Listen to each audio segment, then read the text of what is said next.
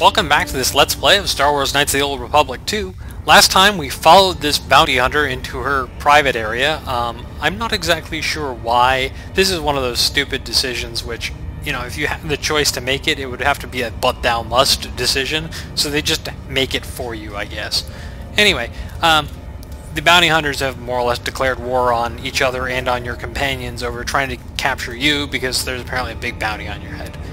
Anyway, this bounty hunter has brought us to her secret place, and we can say it has its own distinctive smell. Yeah, well, it's one of those trade-offs.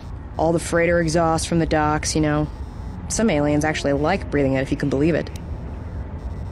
Okay, and somehow she's not affected by the smell. You could say I've gotten used to it. This is actually perfume compared to how the rest of the docks smell. You know, Visquis is arranging a trap for you in the Jek-Jek-Tar. No surprise there. Thing is, he intends to cut the bounty hunters out of the loop and deliver you to KOTOR personally.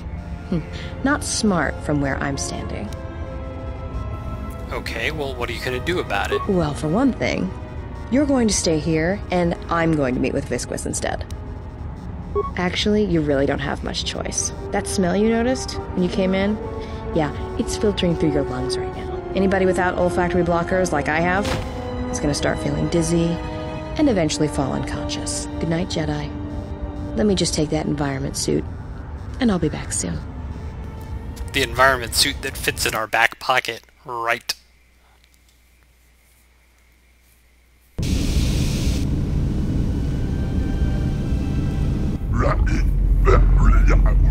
And this is Visquis, and he's seeing a human in an encounter suit, so he's assuming this must be the Jedi. And Hanhar wants his money. And Visquis more or less says, you know, patience, young Padawan. For this, you're controlling Mira. She'll become a party member soon enough. You can't mess with her equipment just yet, because, well, she's wearing the encounter suit and you can't equip anything. I'm not going to gain her levels. I'm going to wait on gaining her levels. Much like I'm doing with Beodur. There's less reason to do it with Mira. Her base class is much more useful, but I'm going to do it anyways.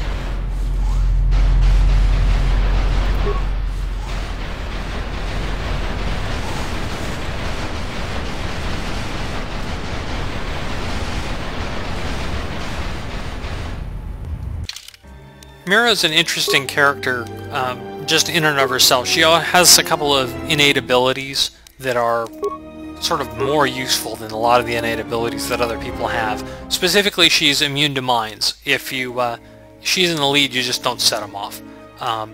It's still worth having some, but, you know, essentially disarming them and having some demolition skill, but meh, whatever. She also has this wrist-mounted rocket launcher, which is really useless. I've never seen a use for it. Anyway, he says, take your suit off, make yourself at home. And this is the magically disappearing encounter suit. Poof. And, oops, bait and switch. Good eyes, Hanhar. No wonder you're still number 2 on Nar Shaddaa. And, of course, Hanhar and Mira have their wonderful, long history.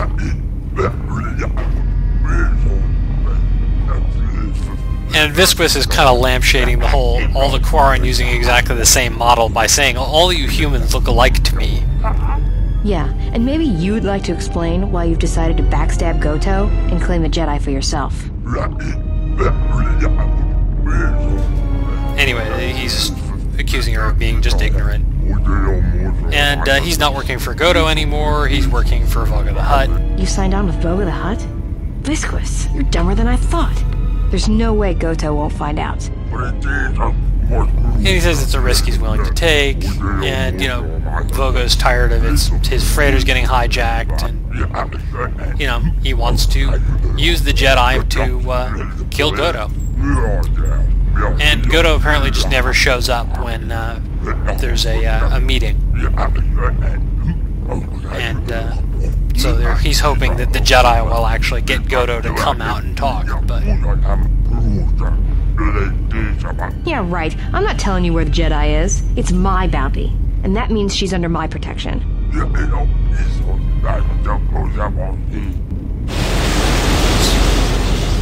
Remember the part where it was a trap? And Hanhar's more or less annoyed because he's not getting paid. And Visquis says if she's really a Jedi, she'll come and rescue this person out of a misguided sense of protectorship. And actually, they give you a valid sort of light side and dark side motivation for following up. I know you can hear me. The numbness you feel should be wearing off soon, but not before we've spoken. When I first heard you were on Nar Shaddaa, I didn't quite believe it. I didn't think anyone could track me here, but I see I underestimated you. I've watched you as you have traveled the refugee sector. I've seen what you have done, what I refused to do. Even exiled, you are more a Jedi than I. If anything, know that your actions have convinced me I can stand by and watch no longer while the Exchange closes its grip on this sector. I know a young woman went to meet with Visquis in your place. He will not negotiate with her. He will kill her. I intend to rescue her. I will return shortly, or not at all. If you have come to this moon for answers, or for revenge, then you will follow me. For if I fail, then you will be denied both. Okay. And that is, of course, the multiple reasons that exist for you following him. Either you want to get revenge on him, or you want to get information out of him. Either way. Your weapon disappears for that cutscene, but you can just go back to your inventory and here it is. I'm not going to wait for someone to pick that lock, I'm just going to bash it open. It's sort of annoying to not have lockpicking skill for this next section because you're flying around solo, but, oh well. It's not like missing the XP for locks is going to permanently scar your character. You can't add anybody else back to your party right now. All you can do is head up towards the Jek-Jek-Tar. I am going to put on a breath mask just to make this next scene a little more ridiculous.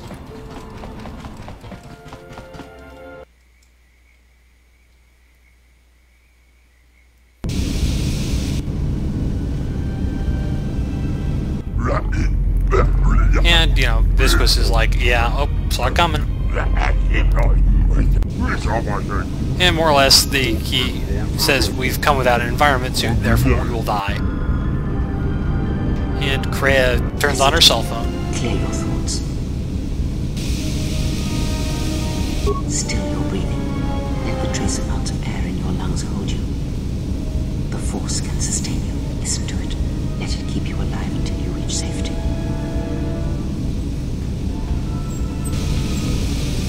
Okay, and you learn this new Force power. Technique similar to the healing trance. Some Jedi can hold their breath for hours, even days.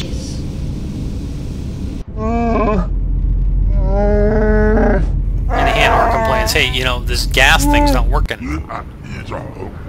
Anyway, we're walking into a bar full of bounty hunters, so I imagine they're eager to claim the bounty, and Hanhar says, they're just a bunch of chumps and they'll die miserably. And Visquis says, yeah, but it'll slow her down. And let's watch the fun. Okay, now, essentially if you don't use breath control, or in my case, just use an item that gives you poison immunity, you will be constantly poisoned in this area. It's much easier to just carry an item that has poison immunity, just because it's one less thing you have to be constantly casting. The night speed is pretty much the main thing I'm interested in. Though I did just gain another level. And there are just a billion trashy little enemies in here. Such that I'm probably actually not even going to bother fighting them all on screen. In each of the four corners of the rooms, there are several rooms.